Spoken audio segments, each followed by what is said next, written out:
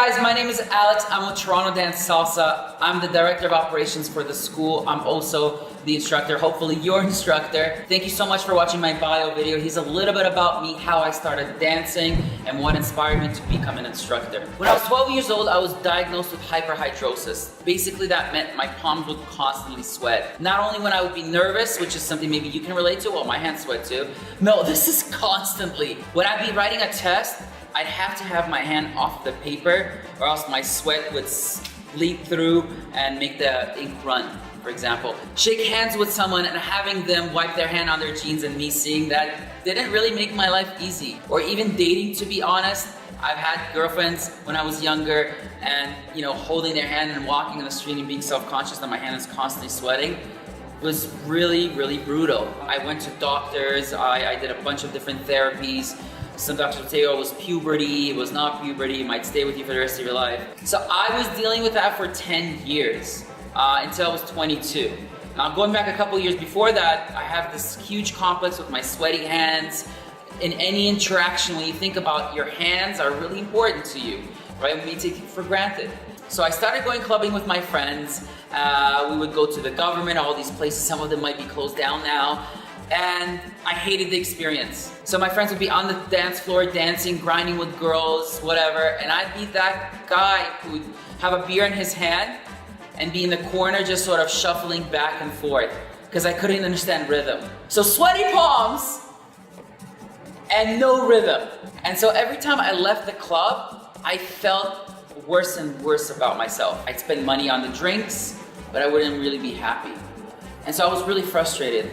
And so going back a couple years later, at 22, I got tired. I got tired of being unhappy like that. So I started doing a lot of research and I found out that there is a surgery you can do to stop your hands from sweating. My family wasn't really for it. It's not a safe procedure, but I was really adamant. I really pushed it. I went to meet the doctor. I went to see my family doctor. I did all the arrangements, moved the mountains, and they agreed to do the surgery for me. It was a pretty intense surgery. They put you full to sleep.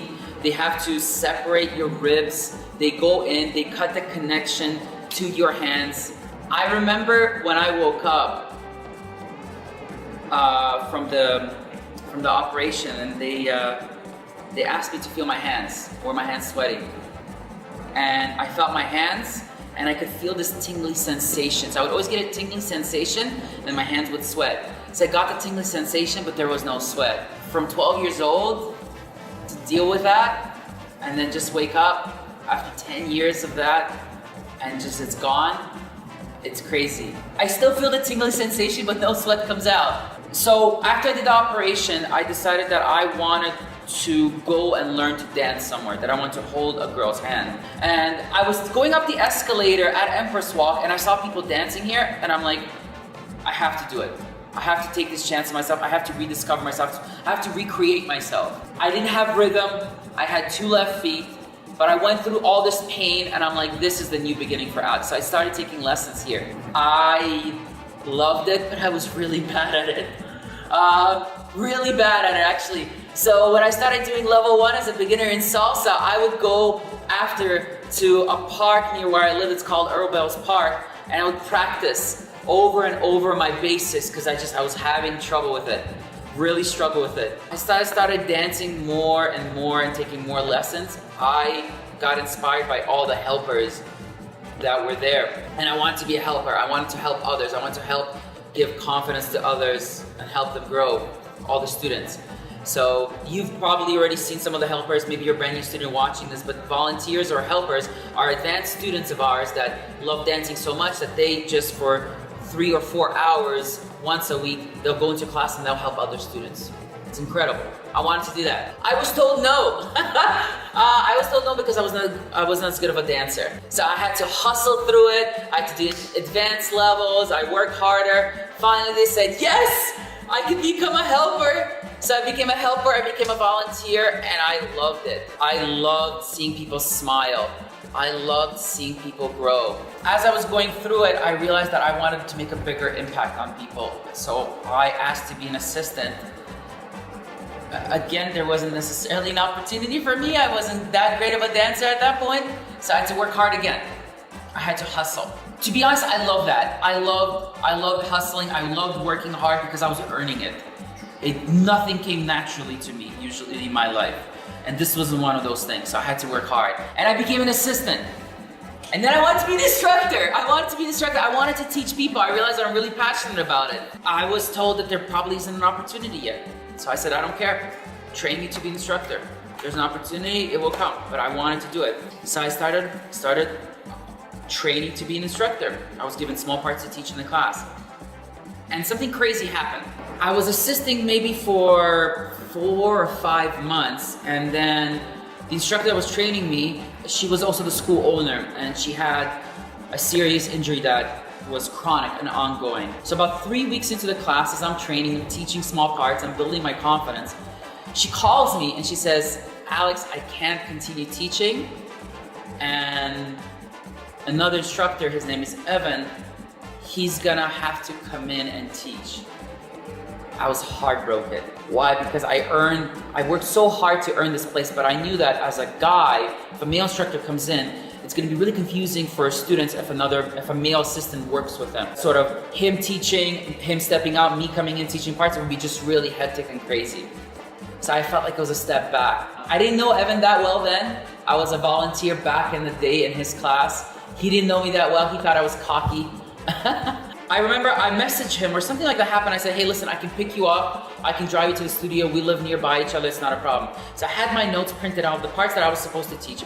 Wasn't sure how it was even gonna work. And I go to pick him up and Evan sits down and we start driving. He starts telling me, he says, listen, I've been teaching for a while. I really don't need to get better as an instructor. If you really want the opportunity, why don't you teach the whole class? And I remember he said that and it was like a wave of emotion hitting me. I was excited, I was scared. I mean, I've only been teaching maybe 5 or 10 minutes of an hour-long class. And here's an opportunity in the middle of a semester to take over for a senior instructor and teach. But I said yes. I knew I wasn't quite ready, but I'm like, I don't care. It's an opportunity for me. I was gonna jump in. And we started working together, and it's been incredible. And through our relationship, through our development, a couple months later, he came to me with an opportunity to say that he needs someone to make the school a special place for people, a place where they can feel that they're part of a family, and to have a bigger vision for the school than just dancing.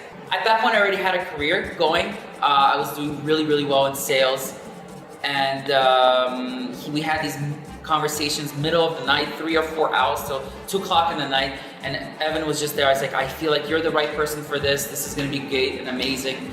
We gotta take a chance on each other. I realized that I would be crazy to pass up at this opportunity. To be able to not only teach at the school, but basically run the school. And to build it into that place where I felt was my home, and to make it even better than that, and to make it bigger and make it warmer for that. My journey had a lot of ups and downs. But what I can say through my story is no obstacle, nothing can get in the way of you as long as you pursue it and you love it. And me, who was the underdog, who was not a natural dancer, who had these complexes, who had these phobias, who had these discomforts, and who's still working through a lot of things and trying to be a better version of myself, if I can do it, anyone can. So just know that when you're coming to my class, my job is to get you where you want as a dancer. I'll get you there no matter what. What I need you to focus on when you come into my class is to have a great time, to have a smile, to feel fulfilled, and be open to all the experiences outside of just the moves that you're gonna learn. When I look back on my life, I'm never really gonna think about and remember, I did this move perfectly, I did this move perfectly. I'm gonna remember all the lives that I touched and all the memories I've created and all the friendships I've made. And so when you come to my class, and in fact, when you come to TDS, focus on that, on the deeper meaning of why you're coming to dance. And everybody has their meaning. I've met some incredible students whose parents have passed away, and this is a way for them to deal with grieving, for relationships to renew because they've been struggling, for people to meet someone special on the dance floor, for women to feel confident about themselves, about their body. Everybody has their reasons, and I hope that I get the opportunity to get to know everyone's reasons. What's important is that dancing is a means. It doesn't matter if it's not perfect. over right now, at this point we're recording this, it's been 8 years that I've been dancing. I've made a ton of mistakes. I still make mistakes when I dance. Dancing is not supposed to be perfect. Dancing is a partner work. Dancing is people coming together and communities coming together and building something bigger. So focus on that. Focus on the family.